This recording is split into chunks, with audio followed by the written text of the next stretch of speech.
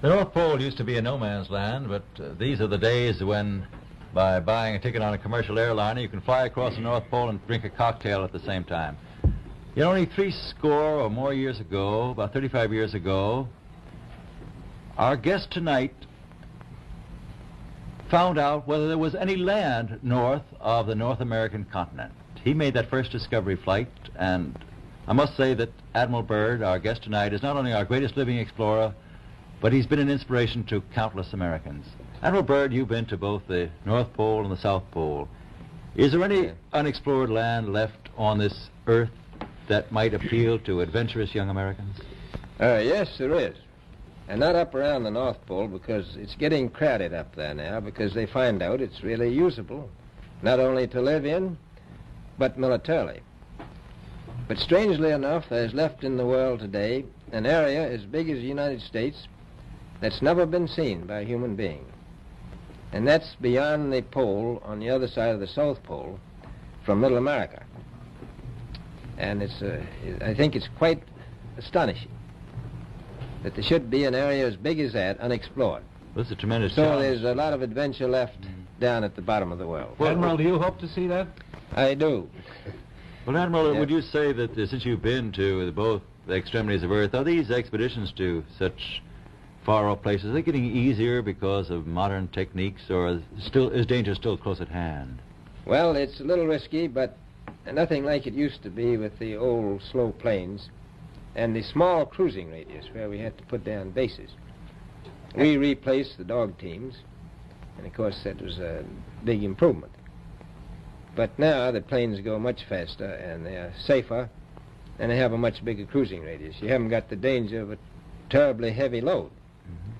Admiral, an expedition to which I believe you're the advisor is now en route. What is that expedition doing?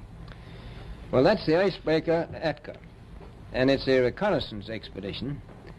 It's going down to the South Pole area to make certain observations and to look for some bases. They will be back in April, and they will report back, and upon the information we get from that undertaking, we will base the bigger expedition that's to follow. Is that very definitely planned, or is that... That is being planned right now.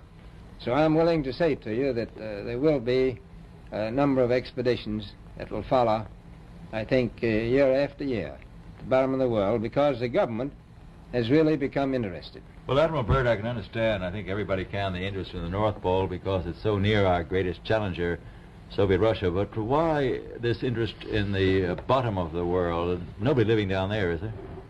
No, it's pretty cold. There's only one permanent resident, that's the emperor penguin. The little ones live further north. I tell you one reason they're interested. It's by far the most valuable, important place left in the world for science. That's why the scientific groups all over the nation are really interested. But more important than that, it has to do with the future of the nation, those to come after us, or even during your lifetime. Because it happens to be an untouched reservoir of natural resources. And, you know, as the world shrinks with an ever-increasing acceleration, far-flung places, once useless, like we thought the North Pole was, and no man's land, become very useful. The bottom of the world will be important, not only to us, but to our allies. I was going to ask you, does it have military importance? It has some, and as the world shrinks, it will continue to shrink with an ever-increasing acceleration, thus bringing these places closer. And in the future, I can see a time when it will be very, very important strategically. Well, has the development of air power increased the strategic importance of places like the very much Palma so. Peninsula, we'll say? Very much so. Even now, if anything happened and we lost the Panama Canal, we would have to control the islands just north of Antarctica, which are part of Antarctica, then between there and Cape Horn. I've heard it said that there are 7 continents in the world, and one of them has never been seen by a woman, and that's Antarctica. Is that actually true? Well, if the Palma Peninsula is an island, As far as I know, that's true. No woman's ever stepped foot upon the Antarctic continent, and it's the most peaceful place in the world. Well, I'm sure that won't last very long. I understand that now that you're working with the Arnold Bread Company in charge of frozen foods. Now, is there any future for frozen foods down these frozen extremities? Well, I think the human race can be helped by that. This was thought out by Dean Arnold, who's, in my opinion, a great humanitarian. He learned that we went down there after 4 or 5 years and finished a meal that we had left there on the table when we had evacuated Little America. Everything was perfect, including the bread. So he got the idea of this frozen bread, and already he sent some to Europe, and it worked very well over there for some of the starving people. So you can store it down in the Antarctic, and against the lean years, and you wouldn't have any people in the world really starving if you did that. Yes, in the event of an atomic war... You'd stay there forever. Admiral, you speak of the resources of Antarctica. What are they? What are the natural resources there? Well, we've found enough of coal within 180 miles of the South Pole in a great ridge of mountains. It's not covered with snow, enough to supply the whole world for quite a while. Well, that's the coal. Now, there's evidence of many other minerals. We are pretty sure there's oil. Now, that coal shows the bottom of the world. Now, by far the coldest spot in the world. Where that coal is gets 100 below zero in the winter. Well, it was once tropical. So we think there's oil there, and there's evidence, probably uranium there. is it any secret, is there uranium there? That would be the only thing that would be practical to actually go after, I suppose. Everything else would be economically unfeasible, wouldn't it? Well, as we recklessly expend our resources, the time will come when we'll have to go after that stuff down there. Well, you know, I avoided what you said about uranium. I'm not sure about that. I don't want to have the world fight over the Antarctic. Admiral Byrd, is there a competition among other nations to try to get information about Antarctica and possibly to secure some of these resources? Well, yes. There are now 7 nations very much interested. Russia is interested tremendously. That I'm sure of. Australia has an expedition down there. The Argentine, the Chile, New Zealand, Britain, and so on. Now, you can understand those people down there being interested because they live down there, the New Zealanders, the Argentinians, the Chileans, and the Australians. And so we don't do much about claiming anything. Admiral, you make this sound a little crowded. Are there that many expeditions now there or en route there? Well, you know, as I said, it's the most peaceful place in the world, but I don't think it will be for long because of this intense interest on the part of other nations and this nation. Well, Admiral Byrd, are private expeditions a thing of the past? Is expedition and exploration, making expedition and exploration now purely a government function because of the tremendous cost No, I and don't think so. I think down south it may be more or less a thing of the past, but not other expeditions that go there. A lot of them go north now. This latest expedition now on the way is a government expedition, I take it. Yes, that's the government. Admiral Byrd, may I ask you, is there a great difference between the top of the world and the bottom of the world? There is. Now, the North Pole is the center of an ocean 10,000 feet deep.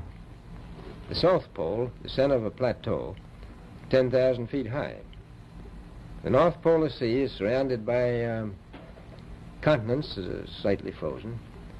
The Antarctic continent is surrounded by a belt of ice, frozen seas of at least 1,200 miles thick.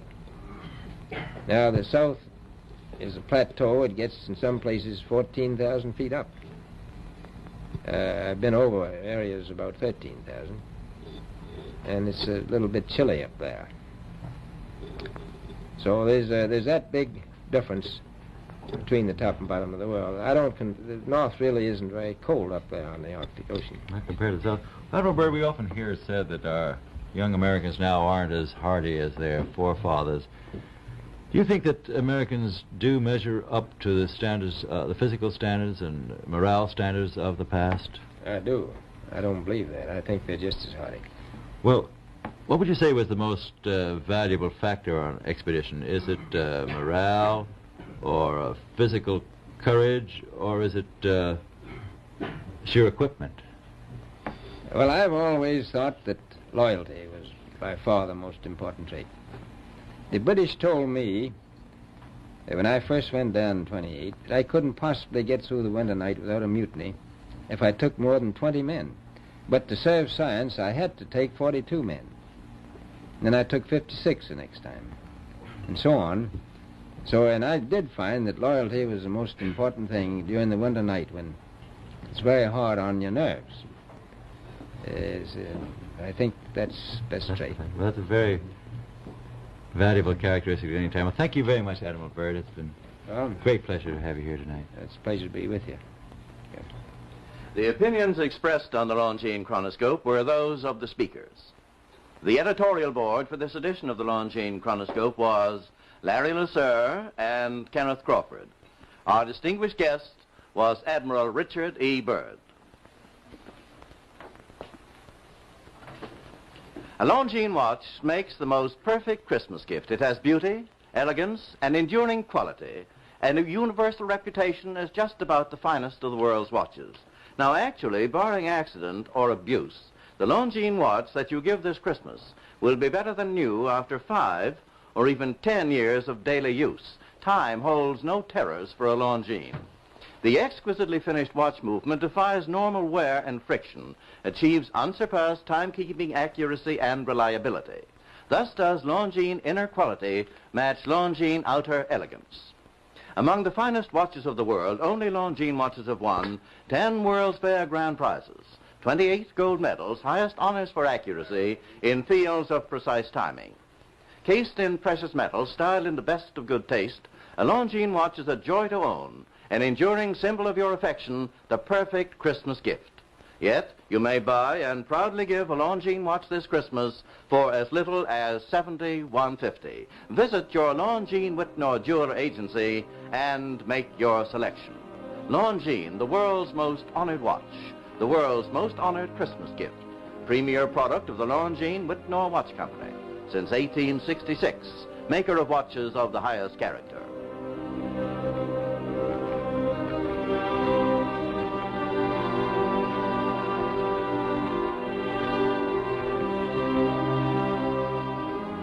We invite you to join us every Monday, Wednesday, and Friday evening at this same time for the Longines Chronoscope, a television journal of the important issues of the hour, broadcast on behalf of Longines, the world's most honored watch, and Whitnor, distinguished companion to the world-honored Longines.